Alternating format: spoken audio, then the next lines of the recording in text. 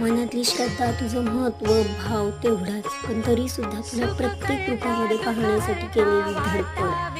आणि हो, म्हणूनच ती धडपड, आवड, सवड यांची सांगड गणपती बाप्पा मोरया.